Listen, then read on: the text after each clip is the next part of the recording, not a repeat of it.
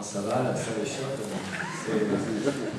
Je vais passer la parole à Isabelle Huffert, donc la tête de liste de Pessac, qui va nous parler des élections.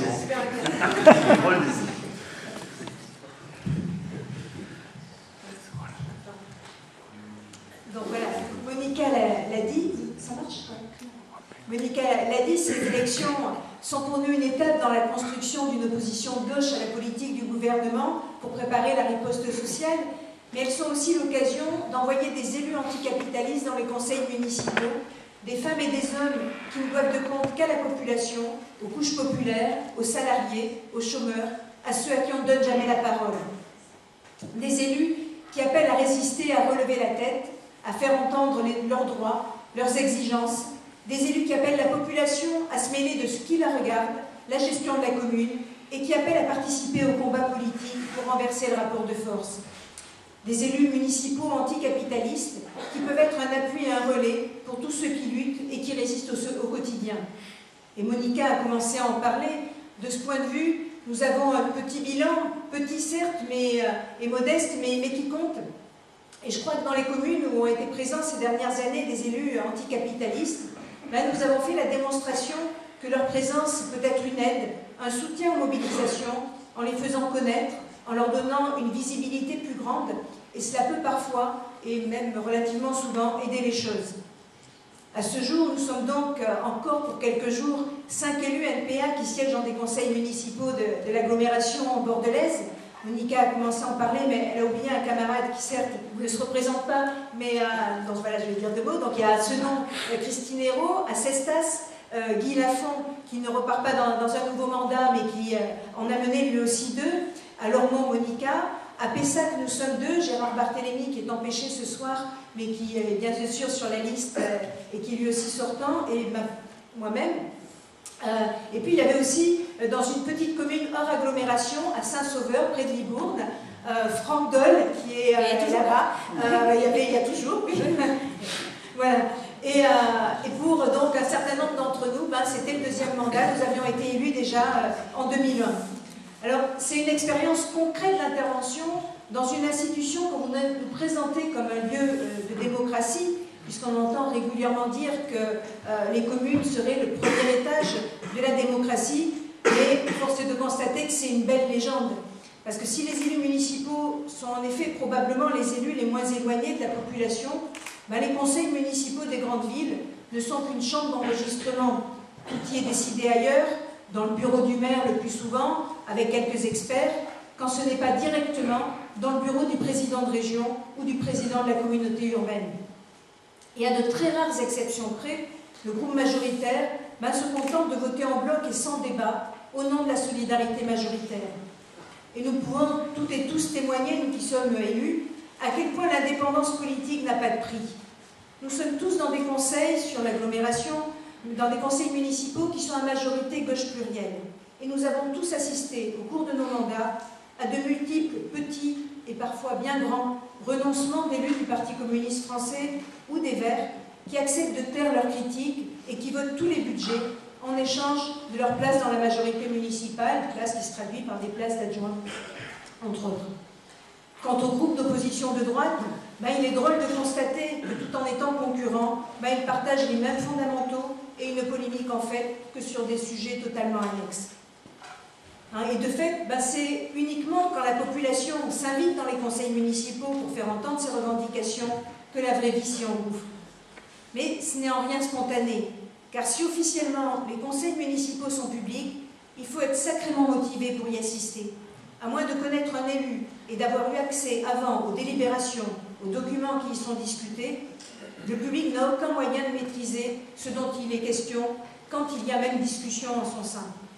De plus, le public est contraint au silence, il n'a le droit que d'écouter, et les règlements intérieurs prévoient même la possibilité de faire évacuer la salle et de tenir le conseil à huis clos en cas de chahut. Alors il est vrai que la simple présence dans le public d'habitants concernés par les sujets traités peut changer la donne pour peu qu'une ou un élu se fasse l'expression du point de vue et des revendications de ses habitants. Et on mesure vite comment cette prétendue démocratie, corsetée dans des règles très rigides, est complètement prise au dépourvu quand des travailleurs, des habitants, des jeunes, de simples citoyens viennent se mêler un tout petit peu de ce qui les regarde et dire ce qu'ils pensent par la bouche d'une ou d'un élu anticapitaliste. Alors c'est cela que nous avons essayé de faire chaque fois que c'était possible dans les conseils municipaux, et c'est ce que nous aspirons à continuer à faire dans les communes où nous nous présentons. Car l'opposition de gauche à l'austérité que nous voulons contribuer à rassembler et à construire, elle doit s'exprimer sur tous les terrains, utiliser toutes les armes. Nous ne disons pas « votez pour nous, nous ferons le reste ». Sûrement pas. Mais nous disons « votez pour des élus qui seront votre relais, qui ne pourront que relayer vos exigences, vos mobilisations, mais qui utiliseront pour cela tous les moyens ». Le vote pour les listes anticapitalistes est un vote utile à tout point de vue, pas un vote de témoignage comme certains s'amusent à dire. Lors d'une réunion à Pessac avec des camarades du Parti communiste français, un élu a cru utile d'expliquer pourquoi il ne voyait pas d'autre solution que de repartir avec le Parti socialiste, en disant, je le cite, « Souvent au Conseil, j'aimerais dire ce que tu dis, je suis très souvent d'accord avec toi, mais à quoi ça servirait à part à se faire plaisir ?» Et le même disait aussi, « La différence entre vous et nous, c'est que vous, élus d'opposition, vous ne connaissez jamais le contenu des dossiers, et nous le connaissons quand ils sont déjà bouclés. » Alors, sauf que ce camarade, un tant soit peu cynique, oubliait de préciser que chaque fois que des salariés ou des habitants sont venus au Conseil pour se faire entendre, ce sont les élus NPA qui ont non seulement porté leur parole, mais bien trop souvent aussi ont été les seuls à affirmer leur solidarité. Alors cela a été à Pessac, avec les salariés des cuisines centrales, par exemple, qui étaient venus contester le choix de la municipalité de les vendre à un groupe de restauration privée, le cas des aides à domicile du CCAS qui se battaient pour leurs conditions de travail, de locataires d'un quartier populaire dont les logements étaient détruits et qui demandaient à être logés sans hausse de loyer, ce qu'ils ont d'ailleurs obtenu, et plus récemment, les habitants de notre quartier, à Sèges, dont la lutte a permis d'obtenir l'enfouissement d'une ligne à haute tension et de trouver les 3 millions d'euros qui seront nécessaires à cela, une ligne à haute tension qui a empêché l'installation de panneaux de protection phonique en bordure de rocade. Comme ça a été aussi le cas à Senon avec la lutte des animateurs du centre Léo Lagrange, à Lormont contre la suppression de postes d'enseignants pour l'arrêt de la destruction de logements au prétexte de rénovation urbaine, ou à Cestas pour les cantines. Alors, si le Parti communiste a choisi dans beaucoup de communes de repartir avec le Parti socialiste, par exemple à Pessac, Senon, Lormont ou encore Mérignac, pour n'en citer que quelques-unes, mais pas des moindres, ce n'est pas une erreur, mais parce que c'est la condition pour garder des élus, non seulement dans les municipalités, mais à la communauté urbaine de Bordeaux. Car là, vu le mode de scrutin particulièrement antidémocratique, il est quasiment impossible, dans la plupart des communes, d'obtenir des élus si on n'obtient pas un fort pourcentage de voix. Il faut par exemple à Pessac un minimum de 25% des voix pour avoir un élu cube. À Lormont ou à Senon, là la liste qui arrivera en tête est quasiment assurée d'avoir tous les élus communautaires.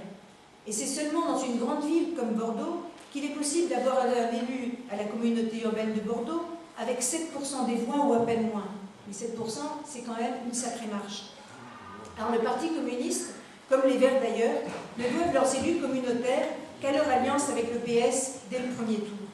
Une politique qui amène ces élus bien loin des intérêts qu'ils prétendent défendre. Et la situation à la communauté urbaine est de ce point de vue particulièrement parlante. Depuis 1977, et Chaban-Delmas, la CUB est dirigée de façon consensuelle par l'ensemble des conseillers communautaires UMP, MoDem, PS, Verts et PCF. Ces élus cogèrent et se partagent sans heurts les 36 postes de vice-président et leur prébande autour du président Feltes et du premier vice-président Juppé. Une cogestion non seulement chère à Juppé, mais tout autant à Sainte-Marie, dont parlait tout à l'heure Monica, maire à la longue longévité à Mérignac, qui en a fait un éloge poignant lors de son dernier conseil communautaire. Un consensus qui est revendiqué par quasiment tout le monde, alors que la communauté urbaine concentre de plus en plus de pouvoir sur les 28 communes qui la composent. Qu'il s'agisse de l'eau, de l'assainissement, des transports, des infrastructures, du logement, et de plus en plus souvent des grands équipements et projets, c'est la CUB qui a la main et qui décide. Et la transformation de la communauté urbaine en métropole qui est actuellement en cours, avec de nouvelles compétences à la clé, va encore renforcer ce pouvoir et diminuer d'autant le peu de contrôle que les populations pouvaient avoir sur les investissements, les choix budgétaires et les priorités sur leur commune. Alors, peu de chances qu'il y ait beaucoup d'élus et indépendants à la CUB, qui va continuer à être le lieu de tractation entre les différents groupes, avec son lot de rivalités personnelles et autres règlements de compte. On se souvient tous, ou peut-être ou pas, qu'en 2001, Juppé avait été élu président au détriment de Rousset, avec 2 voix d'élu PS, puisque PS était majoritaire, mais c'est Juppé qui était élu. Une joyeuse ambiance et des tractations qui risquent d'être exacerbées par une conséquence des récentes réformes, la diminution du nombre de vice-présidents qui va passer de 36 à 20. Il risque d'y avoir un peu de bousculade au portillon, et quelques orteils écrasés et des orgueils froissés. Alors tout ça pourrait être risible si les décisions de la CUB n'impactaient pas la vie de toute la population sur l'agglomération. Le budget de la communauté urbaine est de plus d'1 milliard d'euros. Pour donner une comparaison, celui d'une commune comme Pessac, qui est quand même la 3e ville de Gironde, est de 70 millions. Et encore moins qu'au niveau municipal, la population a les moyens de se faire entendre, d'interférer dans les choix faits et les décisions prises. Alors il va probablement être très difficile pour les listes anticapitalistes d'y avoir des élus, à part peut-être Philippe sur la liste Bordeaux, les seuls qui ont une petite chance s'ils font 7%. Et ce serait non seulement la moindre des choses que notre courant soit représenté à la communauté urbaine, mais cela ferait rentrer un vent vraiment nouveau, celui d'un élu indépendant, anticapitaliste, un travailleur porte-voix des classes populaires. Quant aux élus que nous espérons bien avoir dans les conseils municipaux, tout est fait pour en limiter la possibilité, car en effet la loi impose un minimum de 5% pour avoir un élu, à condition qu'une liste fasse dès le premier tour plus de 50% des voix. Et sinon, s'il y a un deuxième tour, pour pouvoir se maintenir, il faut donc obtenir 10% des voix. C'est le challenge qu'on se fixe tous dans les communes où on se présente, mais ce n'est pas gagné, d'où l'importance de convaincre, de voter et de faire voter anticapitaliste, parce que ce vote sera un encouragement pour la construction d'une opposition de gauche, et aussi parce qu'il permettra d'envoyer au conseil municipal, et si possible à la CUB, des élus porte-voix des classes populaires qui agiront dans le sens de la convergence des résistances et des luttes contre l'austérité.